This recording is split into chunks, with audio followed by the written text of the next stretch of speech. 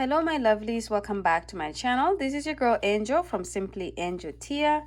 In this video I'm going to show you guys how to do these simple wrist warmers, and as you guys see here, there's not much to do. Very simple. I'm using a very simple stitch, so it does work up really fast, but they're also simple to just kind of make for your friends and family as well.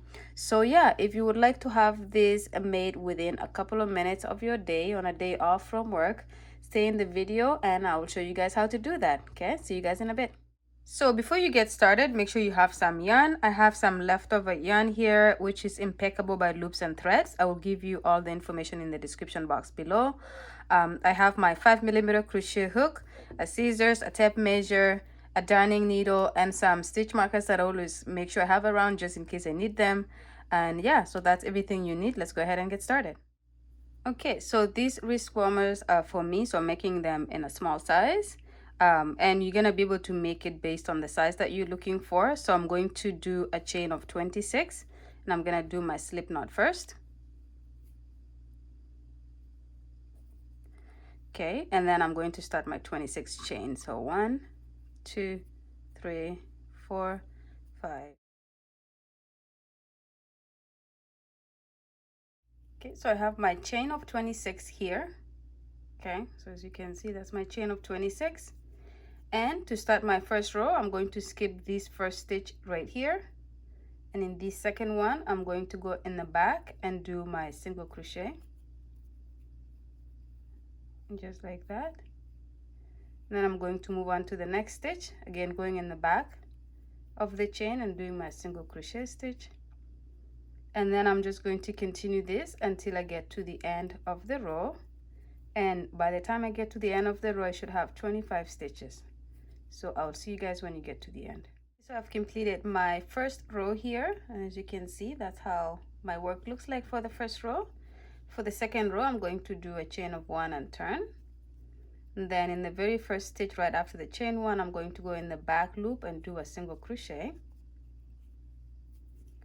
And then I'm going to repeat that in the next stitch. So just go back in the back of the loop and do a single crochet stitch. And again, I'm going to do this all the way to the end. For the very final stitch, I'm going to go through both loops as opposed to just the back loop. So for those of you who are not or who are new to my channel, I do this with almost every project where I have to go, where I do the back loop. When it comes to the final stitch, I go through both loops like this instead of just the back loop.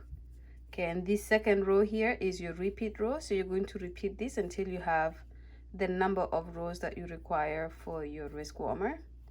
I'm going to do a total of 28 rows, and when I have acquired that, then I'm going to come back and show you guys how it looks like, and then you guys are going to complete the second one as well, and then we'll go ahead and join it. So for now, do the number of rows that you require to cover your wrist fully here. What I do is I measure the widest part of my wrist, and then I'm going to do the wide part. That's the number of stitches I'm going to go for. And then what we did here is the length of your wrist warmer. So it's going to be, for this one, in for mine, so if I was to go and start the line here, or it goes up to where my fingers start, then this is the length of my wrist warmer. Is going to be that long. Okay, so the number of the foundation chain, or the length of the foundation chain, is going to determine your length, and then the number of rows you do this way is going to determine the width of it and how wide you want your wrist warmer to be, depending on the size of your hand or the hand of the person you're making it for. Okay, so I'm going to do my 28 rows. So go ahead and do the number of rows you require for yours, and then come back and I'll meet you guys back when you've completed that, so we can see how the first one looks like. See you guys in a bit. Okay, so I've gone ahead and completed my 28 rows here for the wrist warmer, and as you can see, that's how it looks like. Okay, and so you would obviously have the size that would fit you. This is the size that I want for me, 28 rows. And then so I'm gonna just kind of end this here, and then we will go ahead and get started on our second one. I will just leave the yarn a little bit long for us to be able to join the parts together, this side and this side together.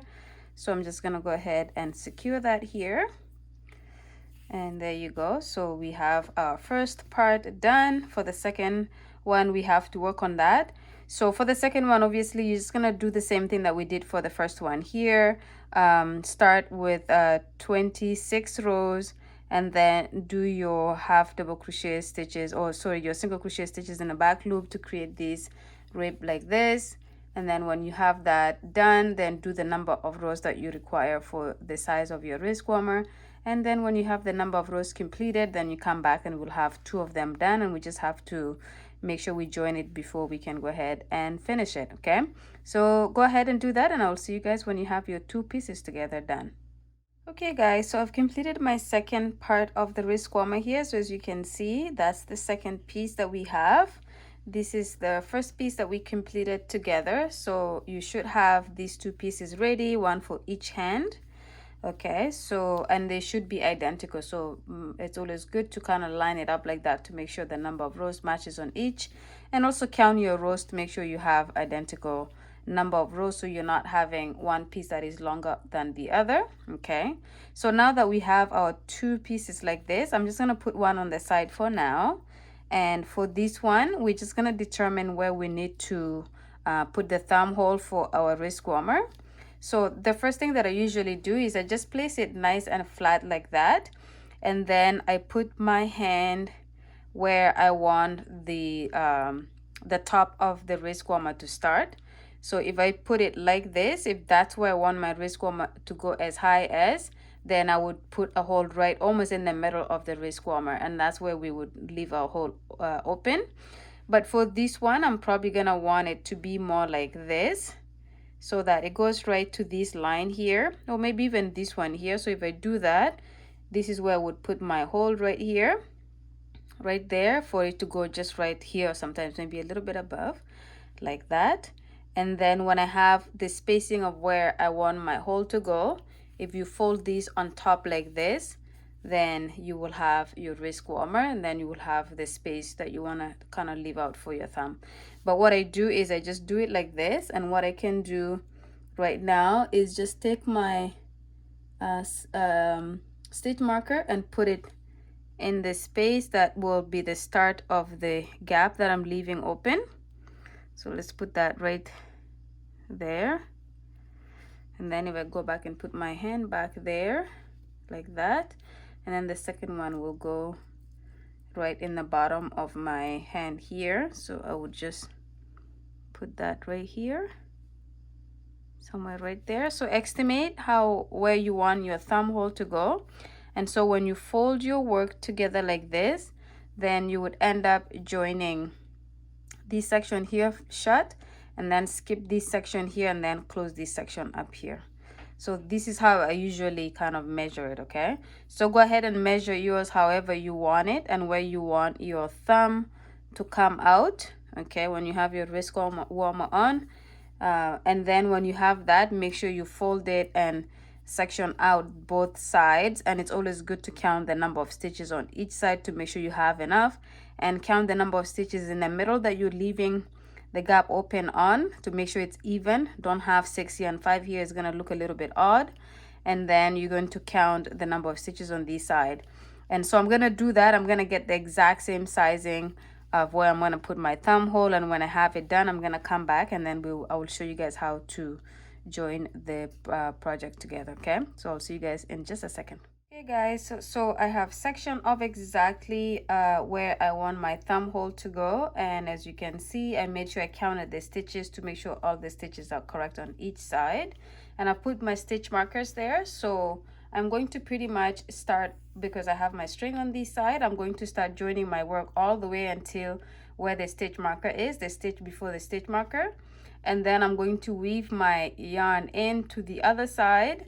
And then when I get to the other side and I'm not shutting the hole in the middle here, I'm going to join it on this side until I get to the end here. Okay, so let's go ahead and get started with that. So I'm going to just bring in my darning needle here, and I'm going to put in my yarn.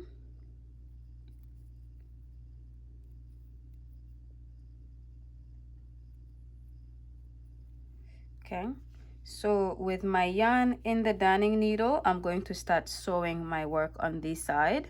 So I'm just gonna go, so the yarn is on the opposite side of where my needle is, and I'm just going to go in the very first stitch there and connect it to the other side, and then I'm going to take that and pull, and this is gonna close this very first section here. I'm just gonna undo my knot here. There you go. I'm just gonna shut that guy right there, and then I'm going to move on to the next stitch, and I'm going to grab that, and I'm going to do the same. And then I'm gonna go into the next stitch here, and I'm going through both loops, as you can see. Okay, so just if you look at the work like this, we have the stitches here. Okay, and I'm just going through both stitches on this side, and then I'm grabbing both stitches on the other side, and then I'm pulling, and I'm going to repeat that again in the next couple of stitches. And I'm going to do this until I have the last, until I'm right where the stitch right before the stitch marker. So do the same, and when you get there, come back and I will show you how to weave in your yarn onto the other side, and then we will finish shutting the other side as well.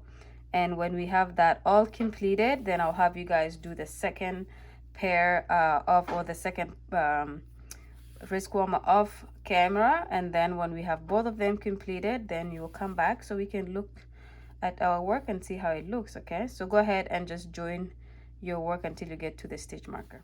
Okay, so I have reached the stitch marker here. So as you can see, I worked on the stitch right before the stitch marker. So I'm going to remove this stitch marker here, and for the yarn, what I'm gonna do here is I'm just gonna make it a little bit stronger.